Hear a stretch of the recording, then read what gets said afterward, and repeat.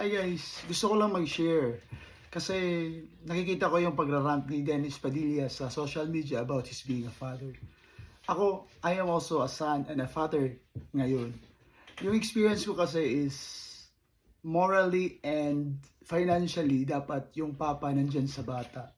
Sa akin kasi financially nandyan siya pero moral support wala siya sa akin. Kaya sa experience ko malayo ang akong loob sa akong papa.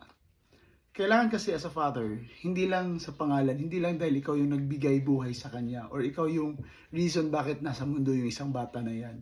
Kailangan kasi financial at saka moral yung ibigay mo. Kasi pag wala dyan sa isa, kulang ka dyan, expect ka na paglaki ng bata, kulang din yung pagtrata niya sa'yo. Kasi experience ko as anak, ang layo ng loob ko sa papa ko kasi financial nandun siya pero morally wala siya. Kaya gusto ko sa mga anak ko, ibibigay ko lahat para hindi mangyayari yung nangyari sa akin. Kaya naintindihan ko yung mga anak na iba yung tingin nila sa mga papa nila kasi sa mga experience, sa mga nangyari sa kanila. Kaya hindi mo mabiblame kung malayo yung loob ng anak mo sa parents nila. Kasi siguro yung experience, like what I said na yung experience ko is iba din sa papa ko.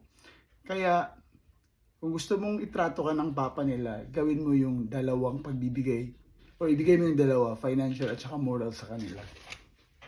Kaya as a father, iparamdam mo na papa ka ng mga anak mo para at the end of the day, paparamdam din ng mga anak mo na papa ka nila.